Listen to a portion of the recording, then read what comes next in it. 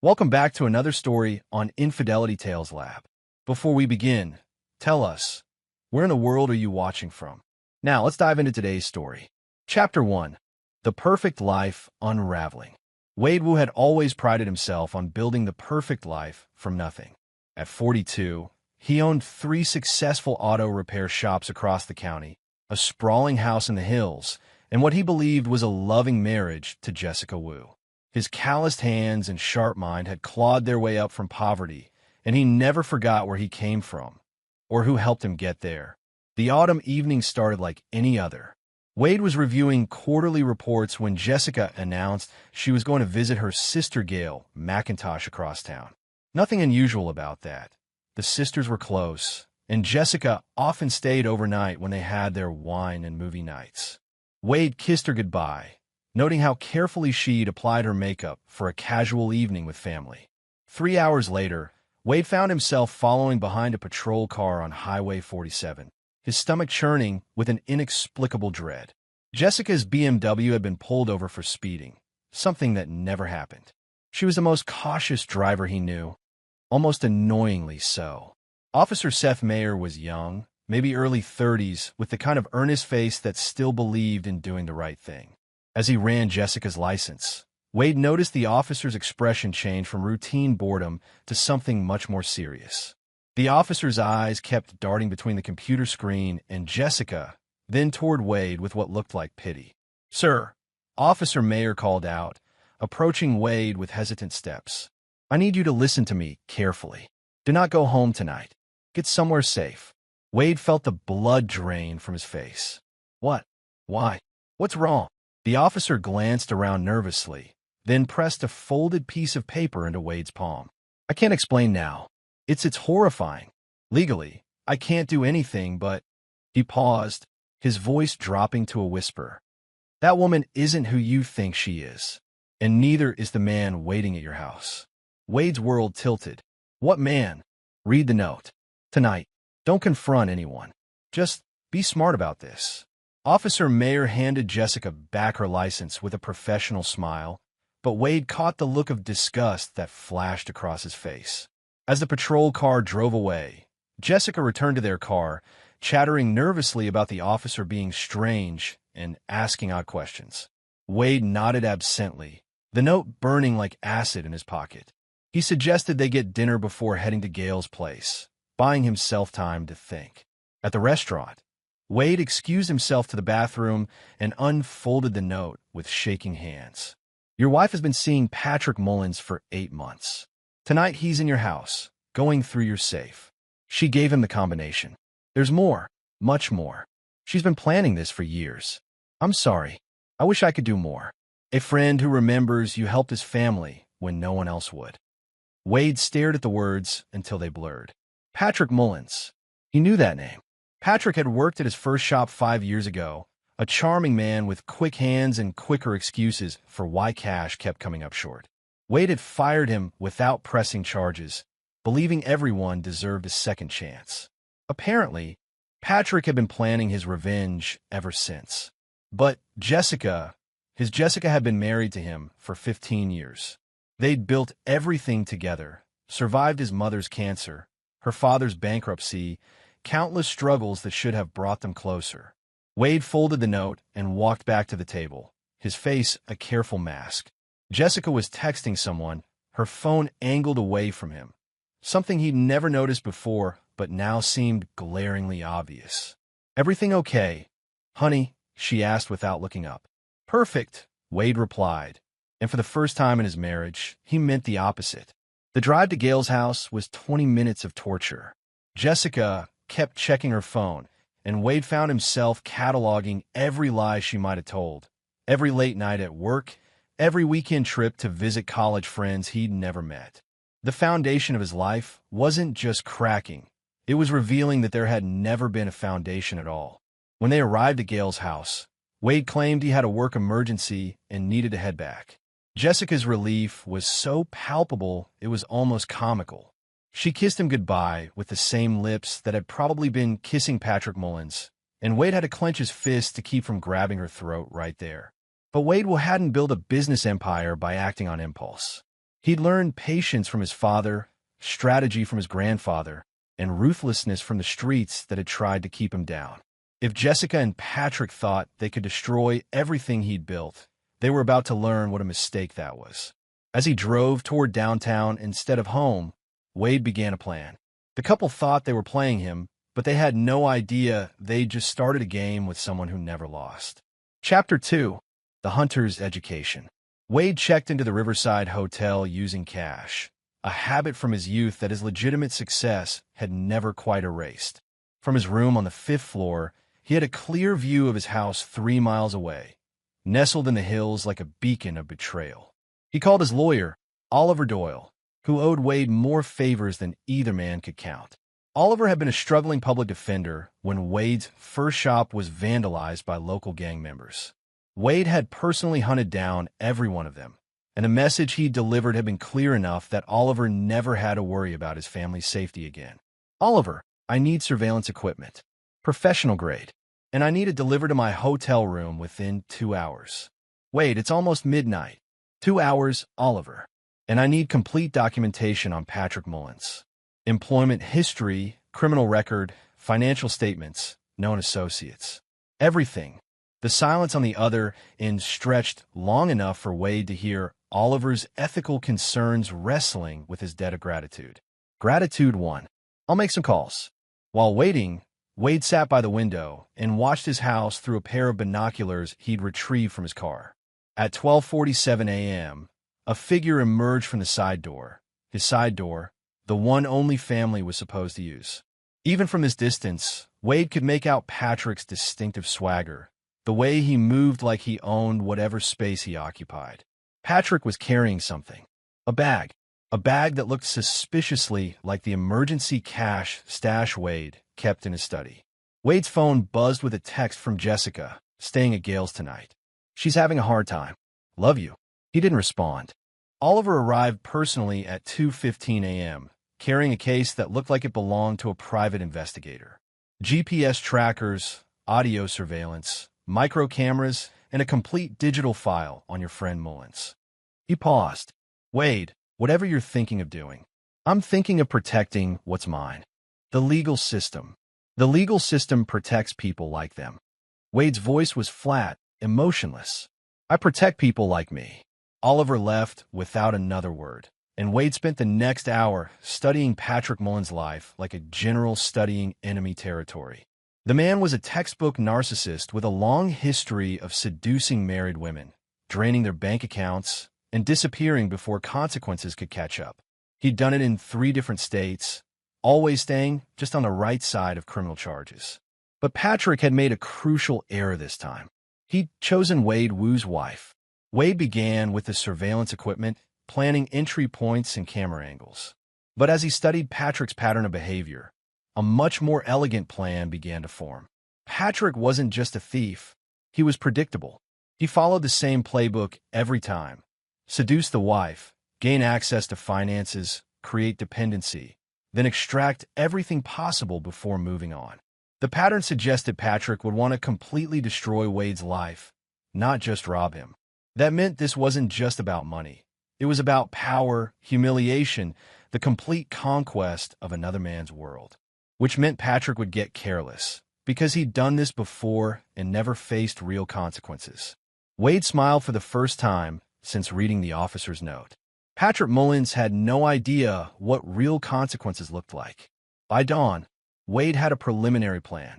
He would give Patrick exactly what he wanted, complete access to Wade's world. But like a spider offering its web to a fly, that access would become a trap. Wade's phone rang. Jessica. Hi, honey. How did your emergency go? Fine.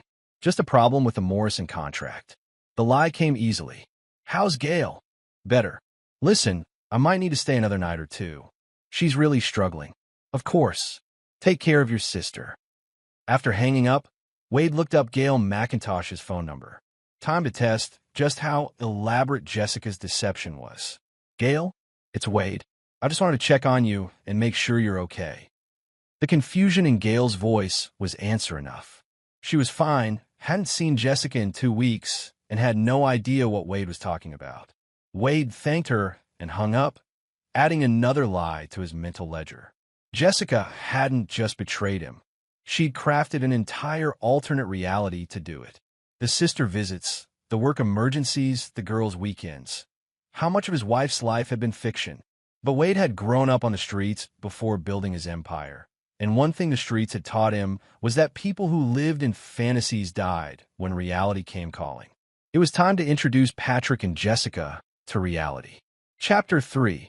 The Foundation of War. Wade returned home that afternoon, walking through his house like a crime scene investigator. Everything looked normal, but now he knew what to look for. The safe in his study had been opened and closed, but whoever had done it was skilled. No scratches on the lock, no disturbed dust patterns. Professional. He checked the hidden camera he'd installed in his study years ago after a break-in scare. The timestamp showed Patrick Mullins in Wade's private space at 11:23 p.m., photographing documents, copying files, and pocketing what looked like Wade's emergency cash reserve and backup credit cards. But the most chilling moment came when Patrick held up Wade's wedding photo, smiled at it like he was sharing a private joke, then carefully placed it face down on the desk. Wade watched the footage 3 times, memorizing every detail of Patrick's movements, his expressions, his casual violation of everything Wade held sacred. Then he made a decision that would have consequences far beyond what Jessica and Patrick could imagine. He called his old friend Clarence Combs. Clarence ran a security consulting firm, which was a polite way of saying he handled problems that couldn't be solved through legal channels. They'd grown up in the same neighborhood, and when Clarence's daughter had needed surgery that insurance wouldn't cover, Wade had paid for it without being asked. That kind of debt ran deeper than money. Clarence, I need a full team. Surveillance, counter-surveillance, and asset protection. And I need people who understand that some problems require permanent solutions. How permanent are we talking, Wade? I'll let you know. Within hours, Wade's house was wired with professional surveillance equipment that made Oliver's setup look like children's toys. But more importantly, Clarence had provided something even more valuable: information. Your boy Patrick has debts, Clarence reported over dinner at a truck stop outside town. Serious debts, to serious people. He owes money to some Russian import-export specialists who don't accept payment plans. Word is, he needs a big score soon, or he's going to have more problems than a cheating wife can solve. How much does he owe? $250,000, plus interest that compounds daily. Wade leaned back in his booth, pieces clicking into place. So Jessica isn't just his target. She's his lifeline. Gets better. I ran some checks on your wife's financial activity. She's been moving money for months. Small amounts, different accounts, always just under the reporting thresholds. Someone taught her how to wash money without triggering flags. The waitress refilled Wade's coffee, and he waited until she was gone before speaking. How much? Best estimate? She's moved about $400,000 over the past year. Money that came from your business accounts, your personal savings, even small amounts from your retirement fund. Wade's vision went red around the edges. For $100,000, money that represented years of 18-hour days, deals made in back alleys and boardrooms, risks that had paid off through sweat and blood and sheer force of will. There's more, Clarence continued. The money didn't just disappear. It's been invested. Real estate purchases in Patrick's name, some offshore accounts, a few business ventures that don't exist on paper. They've been building a future together, Wade. A future financed by your past. Wade set down his coffee cup with deliberate care. I want to know everything. Every account, every purchase, every lie they've told each other. I want to know what they eat for breakfast and what they dream about at night. And then Wade met his old friend's eyes, and Clarence saw something there that made him glad they were on the same side. Then I'm going to give them exactly what they deserve. That night, Wade lay in his bed, the bed he'd shared with Jessica for 15 years, and stared at the ceiling. Tomorrow, he would begin implementing a plan that would make Patrick and Jessica's betrayal look like a children's game. They thought they were stealing his life, but they were about to discover that some men couldn't be stolen from.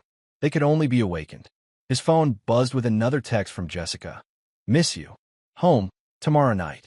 Can't wait to see you. Wade typed back. Can't wait either. We need to talk about our future. For once, he was telling the truth. Chapter 4. The Web Expands. Wade woke before dawn and went through his morning routine like a man preparing for war.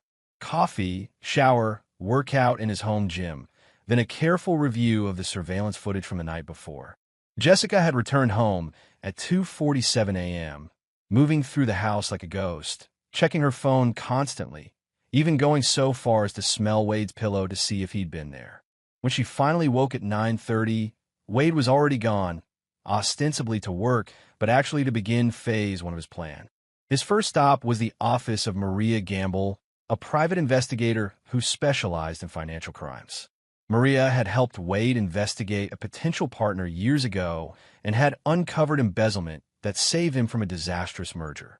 She was thorough, discreet, and had no qualms about operating in legal gray areas. "I need complete financial profiles on these two," Wade said, sliding photos of Jessica and Patrick across her desk. "Every account, every transaction, every asset, legal and illegal." Maria studied the photos. "Your wife? My soon-to-be ex-wife. This isn't going to be cheap, Wade. Deep financial investigations take time and resources." Wade placed a briefcase on her desk and opened it. $50,000 in cash. "How much time do you need?" 72 hours. "You have 48. Next, Wade visited his accountant, Hal Stevens, who managed the books for all three of his auto shops. Hal was meticulous to the point of obsession, which made him perfect for what Wade needed. "Hal, I need you to restructure everything. Transfer ownership of the shops to a new corporation, move all liquid assets to accounts Jessica can't access, and create a paper trail that shows the businesses are struggling financially." Hal's face went pale. "Wade, if you're going through a divorce, this could be considered asset hiding. The courts won't be involved." Wade's tone was flat. "I'm not getting divorced, Hal. I'm getting justice." The difference in his voice made Hal stop asking questions. By afternoon, Wade had visited each of his shops, ostensibly for routine inspections, but actually to plant seeds of a much larger plan. He spoke privately with key employees, asking carefully crafted questions about loyalty, about what they would do if the business faced serious threats, about whether they could keep sensitive information confidential. Wade had learned long ago that loyalty couldn't be bought, but it could be cultivated. Every person he spoke with remembered specific kindnesses: the Christmas bonuses when their kids needed surgery, the promotions when other shops wouldn't hire them, the second chances when their own mistakes could have cost them everything. By evening, Wade had assembled a network of allies who would do almost anything to protect the man who had protected them. The final stop of the day was the most important: a meeting with James Hernandez, a man whose official title was business consultant, but whose actual function was solving problems that couldn't be solved through conventional means. They met at a private club downtown, the kind of place where conversations weren't recorded and memberships couldn't be bought with money alone. "I have a situation," Wade began, "that requires a delicate touch." James listened without interruption as Wade outlined the betrayal, the theft, and the complete violation of everything he'd built. When Wade finished, James was quiet for a long moment. "What's your endgame, Wade?" "Complete destruction. I want them to lose everything they've stolen from me and everything they think they own. I want them to understand what it feels like to have their entire life revealed as a lie. And if they fight back..." Wade's smile was cold. "They're welcome to try." James nodded slowly. "This isn't just about money, is it?" "No, it's about respect, about consequences, about teaching two people that there are men in this world who can't be stolen from, only awakened. I can have resources in place within a week. You have 3 days." Wade drove home to find Jessica cooking dinner, humming softly to herself, playing the role of devoted wife with an expertise that would have been admirable if it weren't so completely false. She kissed him when he walked in, and Wade had to suppress the urge to grab her throat and demand the truth. Instead, he played his own role: the trusting husband, the successful businessman, the man too comfortable in his life to notice it being systematically dismantled around him. "How was work?" Jessica asked, her voice bright with false concern. "Interesting," Wade replied. "I've been thinking about expanding. Maybe opening a 4th shop." Jessica's fork paused halfway to her mouth. "That sounds expensive." I've been looking at a place across town. Perfect location, but it would require a significant investment. Wade watched her face carefully. Might need to liquidate some assets to make it work. The flash of panic in Jessica's eyes was so brief that someone who didn't know what to look for might have missed it. But Wade saw it, cataloged it, and filed it away for future use. Maybe we should discuss any major financial decisions together, Jessica said carefully. Of course. After all, we're partners in everything. That night, as Jessica slept beside him, Wade lay awake planning the systematic destruction of two people who had made the mistake of thinking Wade Wu was just another mark to be conned and discarded. They were about to learn that some men weren't victims. They were predators. Chapter 5. The Trap Springs Shut. The call came at 6:47 a.m., 3 days after Wade had set his plan in motion. Maria Gamble's voice was tight with excitement and disgust in equal measure. Wade, you need to see this. Can you be at my office in an hour? Wade arrived to find Maria's desk covered with financial documents, photographs, and bank records that painted a picture of systematic betrayal that went far deeper than he'd imagined. Your wife is smart, Maria began, but Patrick Mullins is smarter and greedier. She spread out a series of bank statements. Jessica has been moving your money for 14 months, not 8. But here's the interesting part. Patrick's been moving her money too. Every account she set up, every investment she made with your stolen funds, he's been skimming from. She thinks they have $400,000 together. He's actually got closer to 600, and 300 of it is hidden from her. Wade studied the documents, feeling a cold satisfaction settle in his chest. He's planning to disappear. More than that, look at this. Maria produced a lease agreement. Patrick signed a 2-year lease on a house in Jessica's name, using her social security number and forged signature. If things go south, she's liable for 24 months of rent on a place she's never seen. Where? Costa Rica. Non-extradition jurisdiction for financial crimes under $50,000 per incident. Wade leaned back in his chair, pieces of the puzzle clicking together. Patrick wasn't just stealing from Wade. He was setting Jessica up to take the fall for everything. When the time came to disappear, Patrick would leave Jessica holding the bag for fraud charges while he lived comfortably on money stolen from both of them. There's more, Maria continued. Patrick's been recording everything. Phone calls, hotel meetings, even intimate encounters. He's got enough evidence to destroy Jessica's reputation and implicate her in every aspect of the theft, while painting himself as a manipulated victim. Wade felt something that might have been admiration for Patrick's thoroughness, if it weren't directed at destroying Wade's life. The man was a professional predator who had perfected the art of leaving his accomplices to face consequences alone. But Patrick had made one crucial error. He'd assumed Wade Wu was just another mark. I need copies of everything, Wade said, and I need you to do one more thing. That afternoon, Wade implemented the next phase of his plan. He called Jessica at work and asked her to meet him for lunch at their favorite restaurant, the same place where they'd had their first date 16 years ago. Jessica arrived looking beautiful and nervous, checking her phone constantly, a habit Wade now recognized as Patrick maintenance. I've been thinking about our future, Wade began, echoing the text he'd sent nights ago, about what we want out of life. What do you mean? Wade pulled out a folder and set it on the table between them. I think it's time for us to make some changes. Big changes. Jessica's face went pale as she opened the folder and saw the first document. A property listing for a house in Costa Rica, complete with photographs and a purchase agreement. Wade, what is this? Our new life. I've been looking into retiring early, maybe moving somewhere we can really be ourselves. Wade watched Jessica's face carefully. I found this place through a business associate, Patrick Mullins. You remember Patrick, don't you? He used to work for me. Jessica's hand trembled as she turned the pages. I don't understand. Patrick's been helping me research expatriate living. Taxes, property laws, the best ways to transfer assets internationally without triggering government oversight. Wade's voice was casual, conversational. He's got quite a bit of experience with international finance. The color drained from Jessica's face as she realized Wade was describing exactly what she and Patrick had been doing with his money. But there was more. Wade was describing it like it was his idea, like he was planning to do it legally and openly. Wade, I don't think. Patrick suggested we could liquidate most of our domestic assets and reinvest them offshore.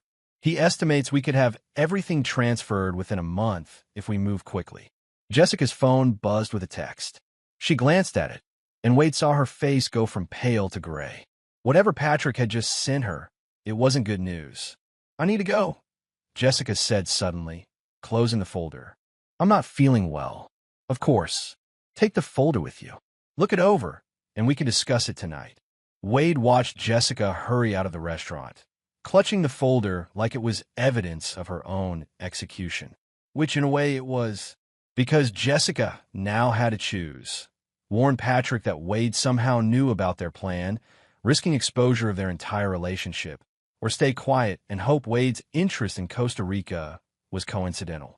Either choice would lead to the same result. Patrick would realize the situation had become too dangerous and would begin implementing his exit strategy, which meant he would begin cutting Jessica loose. Wade's phone buzzed with a text from Clarence. Package delivered. Phase 3 was ready to begin. That evening, Wade came home to find Jessica pacing the kitchen, the Costa Rica folder open on the counter, her phone pressed to her ear. She hung up quickly when she saw him. Everything okay? Wade asked. Fine. Just work stuff. Jessica's smile was strained. I looked over those documents. It's an interesting idea, but maybe we should think about it more. Actually, I was hoping we could speed things up. Patrick thinks there might be some regulatory changes coming that could make transfers more difficult. Jessica's face went through a series of micro-expressions: fear, confusion, calculation, desperation. Wade cataloged each one. Maybe we should meet with Patrick together, she said finally, so he can explain the details to both of us. Wade smiled. Great idea. How about tomorrow night? After Jessica went to bed, Wade called Clarence. Tomorrow night, Patrick Mullins is going to realize he's been outplayed, Wade said. I need you to make sure he doesn't have any options for running. Consider it done. Wade hung up and walked to his study, where he opened his safe and removed the item Clarence had delivered that afternoon. A digital recorder containing every conversation Patrick and Jessica had shared over the past month, courtesy of surveillance equipment that made their hotel room into a confessional booth. Wade had heard his wife's voice describing how easy it would be to bleed Wade dry, how Patrick made her feel alive in ways Wade never could, how they would disappear once they had enough of his money. But the most interesting conversation had been the one where Patrick explained to Jessica how he would eventually need to cut ties cleanly when the time came to relocate permanently. Jessica had no idea she was talking to a man who was planning to destroy her life along with Wade's. Wade smiled as he locked the recorder back in his safe. Tomorrow night, Jessica and Patrick would discover that they weren't the only ones capable of planning a betrayal. They were just the only ones stupid enough to think they could get away with it. Chapter 6. The Crucible. The meeting was set for 7 p.m. at Morton Steakhouse, neutral territory where both Jessica and Patrick would feel comfortable. Wade arrived early and selected a corner booth with clear sight lines to all entrances. Old habits from youth spent in environments where sitting with your back to a door could be fatal. Jessica arrived first, her nervousness obvious in the way she kept smoothing her hair and checking her phone. She dressed carefully, professional but attractive, the kind of outfit that suggested serious business while still appealing to the men in her life. Patrick entered exactly at 7, and Wade had to admire his composure. The man showed no sign of recognition beyond a polite smile, no indication that he'd been systematically looting Wade's life for over a year. He was good at his craft. Wade, good to see you again, Patrick said, extending his hand with perfect confidence. Jessica's told me you're interested in some offshore opportunities. Very interested, Wade replied, studying Patrick's face. I understand you have considerable experience with international asset management. Some, Patrick said modestly. I've helped a few clients diversify their holdings in favorable jurisdictions. Wade nodded and pulled out a briefcase. I've brought some documentation you might find interesting. Patrick's eyes flicked to the briefcase, then to Jessica, who had gone very still. Wade opened the briefcase and removed 3 folders, setting them on the table with deliberate precision. The first folder contains financial record from my businesses over the past 18 months, Wade began. Revenue, expenses, asset transfers, the usual. Patrick relaxed slightly. This was familiar territory. The second folder contained surveillance photographs taken over the past month. Patrick's face didn't change, but Wade caught the slight tightening around his eyes. Jessica made a small sound that might have been a whimper. The third folder contains transcripts of conversations between various parties regarding my finances, my marriage, and certain planned relocations to non-extradition territories. The silence that followed was profound. Patrick's hand had stopped moving toward his water glass. Jessica was staring at the folders like they were venomous snakes.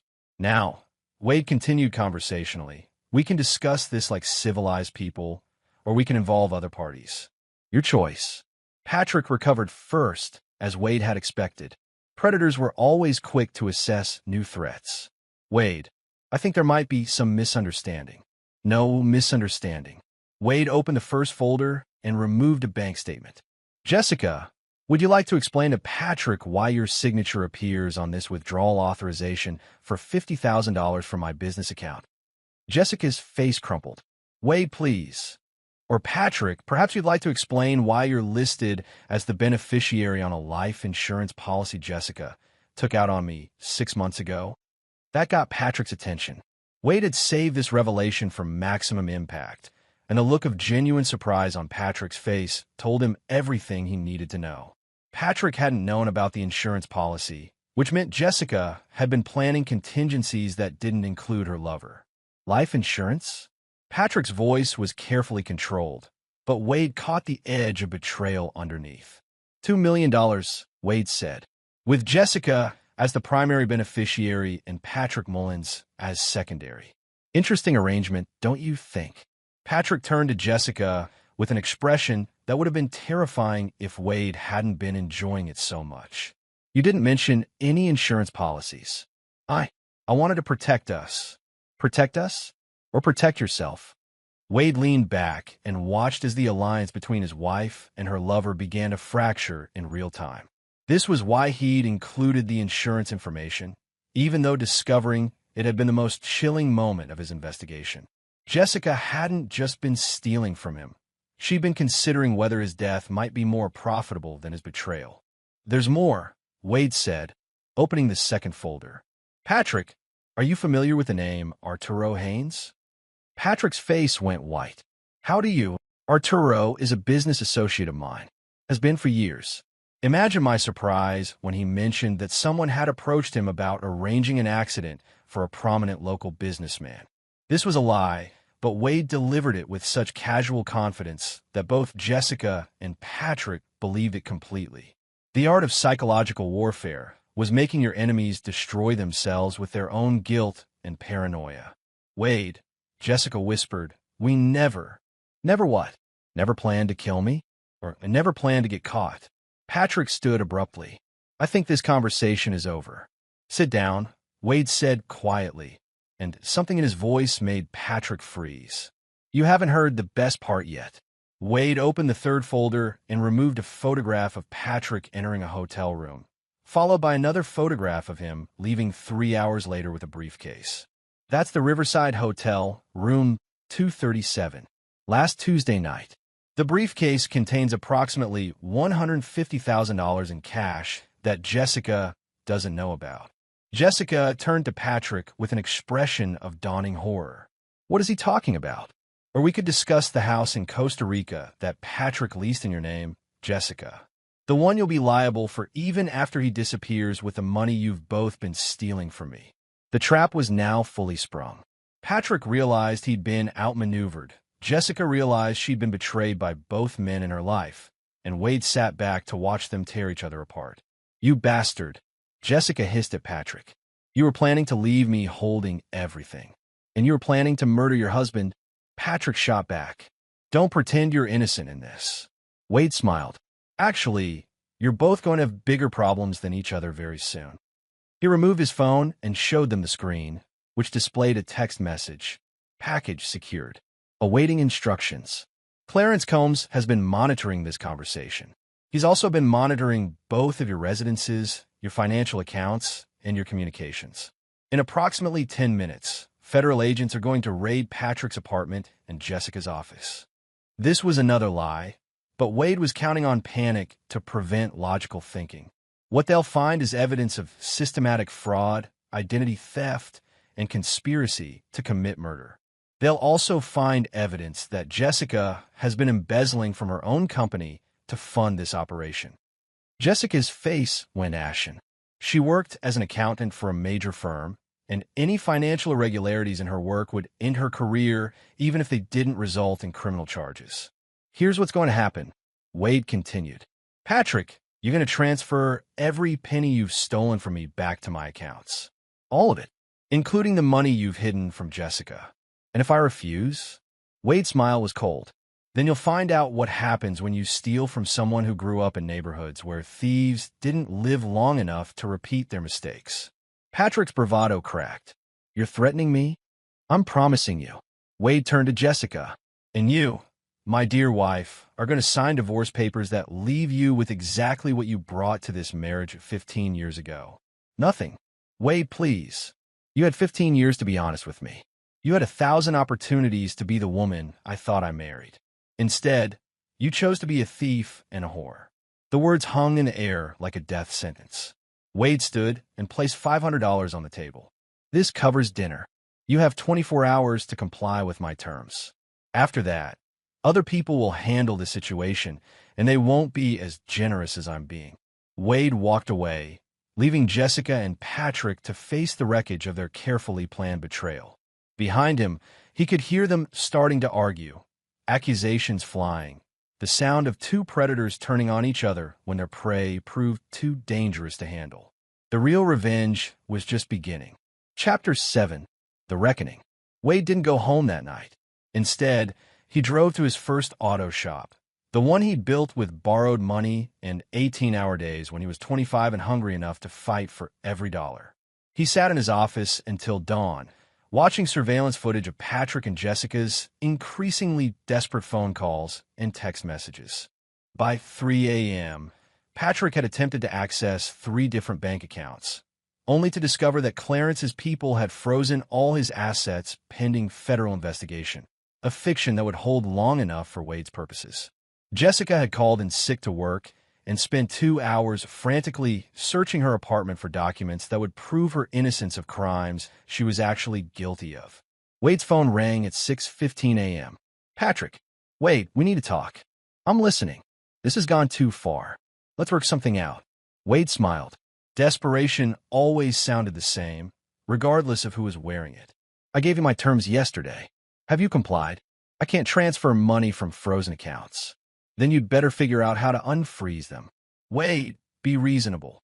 I'm being reasonable. Unreasonable would be letting Clarence handle this conversation. The line went quiet for a long moment. What do you want? I want you to disappear, Patrick. Permanently. I want you to understand that stealing from Wade Wu was the worst mistake of your life, and I want you to spend whatever time you have left remembering that lesson. And Jessica? Wade's voice went cold. Jessica is my wife. What happens to her is between her and me. He hung up and immediately called Clarence. How long until Patrick cracks completely? He's already cracking. My boys picked up some interesting chatter this morning. Seems Patrick's been in contact with those Russian friends of his, trying to negotiate more time to pay his debts. And Russians aren't known for their patience. Word is they're sending someone to discuss the matter with Patrick personally. Wade felt a dark satisfaction settle in his chest. Patrick's past was catching up with him at exactly the moment when his future was disappearing. Perfect timing. Make sure the Russians know where to find him. Already handled. Wade's second call was to Oliver Doyle. I need divorce papers drawn up. Adultery, fraud, theft of marital assets. I want everything protected under irreconcilable differences with evidence of criminal activity. Wade, if you have evidence of criminal activity, you should involve law enforcement. Law enforcement moves too slowly. I need this handled privately. What about Jessica? She'll fight this. Wade's laugh was humorless. Jessica is going to be too busy trying to stay out of prison to fight anything. By noon, Wade had received confirmation that Patrick had attempted to flee the state, only to discover that his passport had been flagged for suspicious financial activity. TSA had detained him for 3 hours before releasing him with a warning that his travel was being monitored. Wade's third call of the day was to Jessica. "We need to meet." Her voice was shaky, defeated. "I'll sign whatever you want." "Good. My lawyer's office, 3 p.m. "Wade, I'm sorry. I know that doesn't mean anything now, but I am sorry." Wade considered this for a moment. "No, you're not sorry you did it. You're sorry you got caught. There's a difference." The divorce proceedings took less than an hour. Jessica signed every document without reading them, her hands shaking with exhaustion and fear. When it was over, she looked at Wade with tears in her eyes. "What happens now? Now you learn to live with the consequences of your choices. Will you press charges?" Wade studied his ex-wife's face, seeing perhaps for the first time the person she actually was beneath the mask she'd worn for 15 years. Weak, selfish, willing to destroy anyone to get what she wanted, but ultimately a small person who had made the mistake of trying to prey on someone stronger. "No," he said finally. "You're not worth the effort." The relief on Jessica's face was pathetic. She actually thought she was getting away with it.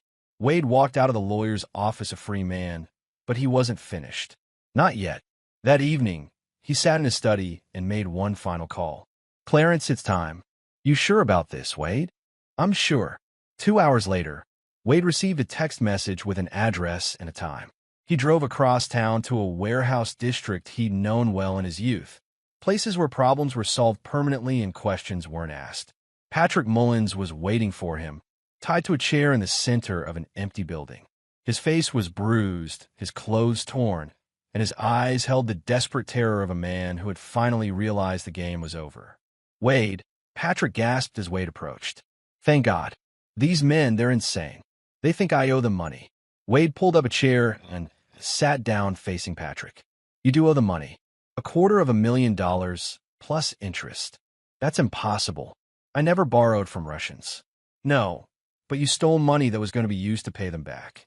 Wade's voice was calm, conversational. "You see, Patrick, I've been doing business with Arturo Haynes for years. When I needed investors for my first shop, Arturo connected me with some international financiers. Russians, as it happens." Patrick's face went white. "You paid them back years ago." "I did, with money that technically belonged to you, since you'd stolen it from me." Wade smiled. "Which means you owe them the money I used to pay my debt, with 15 years of compound interest." The math was fictional, but Patrick was too terrified to question it. Sometimes the most effective lies were the ones that sounded just plausible enough. "I don't have that kind of money." "I know. That's why we're here." Wade stood and walked to where Clarence was waiting with 2 other men Patrick probably recognized from his nightmares. "Patrick Mullins," Wade said formally, "you made the mistake of thinking you could steal from me. You made the mistake of thinking you could seduce my wife and destroy my life. Most importantly, you made the mistake of thinking I was just another mark to be conned and discarded."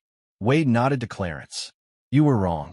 The last thing Patrick saw was Wade Wu walking away, leaving him to face the consequences of a life built on destroying other people's trust. Chapter 8. The Price of Betrayal. Wade didn't watch what happened to Patrick Mullins. He didn't need to. Some lessons were more effective when they remained private between teacher and student, and Wade had taught enough lessons in his youth to know that Patrick would understand the message clearly. 3 days later, Patrick's disappearance made the local news as a missing person case. His apartment had been abandoned, his car found at the airport, and there were conflicting reports about whether he'd boarded a flight to Mexico or simply vanished entirely. The police investigation was perfunctory. Patrick Mullins had no family, few friends, and a history of leaving town abruptly. People like him disappeared all the time. Wade felt no guilt about Patrick's fate. In his experience, men who made careers out of destroying other people's lives rarely lived long enough to enjoy retirement. Wade had simply accelerated the inevitable. But Jessica was a different matter entirely. Wade found her on a Thursday evening, sitting alone in the same restaurant where they'd had their confrontation with Patrick. She looked smaller somehow, diminished by the weight of consequences she'd never imagined she'd have to carry. "I heard about Patrick," she said without looking up when Wade sat down across from her. "Did you? The police came by my apartment yesterday. They're asking questions about his financial dealings, his associates." She finally met Wade's eyes. "They asked about you. What did you tell them?" "The truth.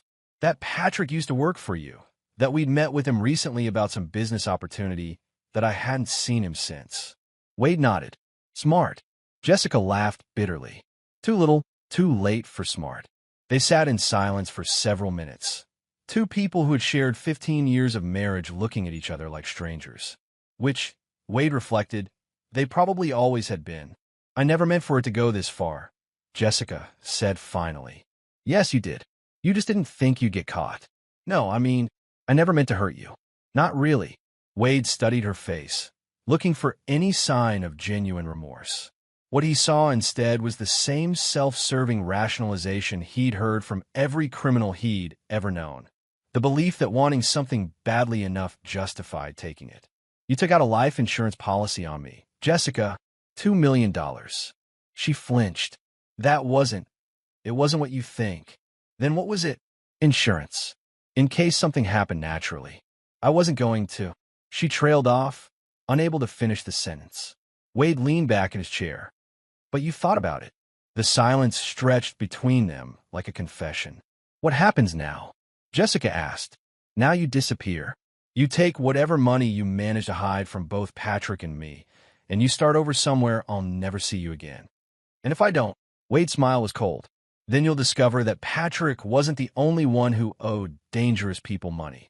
Jessica's face went ashen. "Wade, please. You have 1 week." Wade stood to leave, then paused. "One more thing. If you ever contact me, if you ever try to come back, if I even hear your name mentioned in this town again, what happened to Patrick will look like mercy compared to what happens to you." He walked away without looking back, leaving Jessica to contemplate the ruins of a life she destroyed through her own greed and betrayal. Outside, Wade sat in his car for several minutes, feeling something that might have been sadness if he were the type of man who indulged in such emotions. 15 years of marriage gone. Not just ended, but revealed to have been a lie from the beginning. But Wade had survived worse losses. He'd survived poverty, violence, betrayal by people he'd trusted more than Jessica. He'd built an empire from nothing once before, and he could do it again if necessary. His phone buzzed with a text from Clarence. "Package handled. No loose ends." Wade deleted the message and started his car. Tomorrow, he would begin the process of rebuilding his life without the weight of people who had never deserved his trust. It would be different this time. Better. Because Wade had learned something valuable from Jessica and Patrick's betrayal. The only person he could truly trust was himself. And sometimes that was enough. Chapter 9. The New Foundation. 6 months later, Wade stood in the office of his fourth auto shop, watching the morning crew prepare for another day. The business had expanded faster than he'd projected, fueled by insurance money from Patrick's theft and the liquidated assets from his divorce settlement. The insurance company had paid out quickly once Wade provided evidence of Patrick's systematic embezzlement. They'd been satisfied with the police report of Patrick's disappearance and showed no interest in investigating further. People like Patrick disappeared all the time, and insurance companies preferred simple explanations. Wade's legal troubles had been minimal. Oliver Doyle had structured everything perfectly: the divorce, the business transfers, even the insurance claims. Jessica's signature on various documents had made her the legal owner of several debts she'd never known about, while Wade emerged clean and profitable. The new shop was in the part of town where Wade had grown up, a neighborhood that had gotten worse since he'd left it behind. But Wade remembered what it felt like to be young and hungry and looking for someone to give him a chance. He hired locally, paid well, and asked no questions about his employees' backgrounds as long as they showed up and worked hard. Clarence Combs stopped by every few weeks, ostensibly to discuss security for the shops, but actually to provide updates on situations that required monitoring. Jessica relocated to Phoenix. Clarence reported during one of these visits. Working as a bookkeeper for a small accounting firm. Low profile, no contact with anyone from her past. Good. You want me to keep tabs on her? Wade considered this.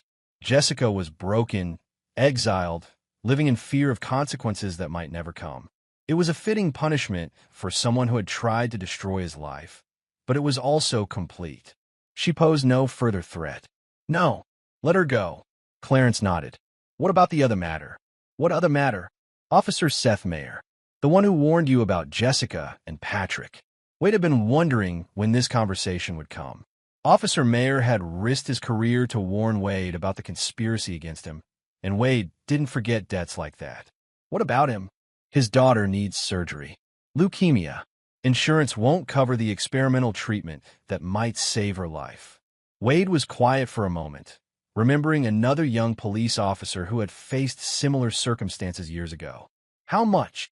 $200,000. Handle it. Anonymous donation through one of the medical charities. Consider it done. After Clarence left, Wade walked through his shops, speaking with employees, checking on projects, maintaining the personal connections that made his business more than just another repair service. He learned long ago that loyalty was built on countless small interactions, not grand gestures. His phone rang as he was reviewing inventory reports. The caller ID showed a number he didn't recognize. Wade Wu. Mr. Wu? This is Detective Angela Maddox with the County Sheriff's Department. I'm investigating the disappearance of Patrick Mullins. I was hoping you might have a few minutes to answer some questions. Wade felt a familiar calm settle over him. Of course, Detective. When would be convenient? Actually, I'm in the area now. Could I stop by your shop? I'll be here. Detective Maddox arrived 20 minutes later, a middle-aged woman with sharp eyes and the kind of patient demeanor that suggested she was very good at her job. Wade met her in his office, offering coffee and projecting the helpful attitude of a successful businessman with nothing to hide. I understand Patrick Mullins used to work for you, she began. Yes, about 5 years ago. I had to let him go for theft. Did you press charges? No. It was a relatively small amount, and I believe in second chances. Detective Maddox made notes in a small notebook.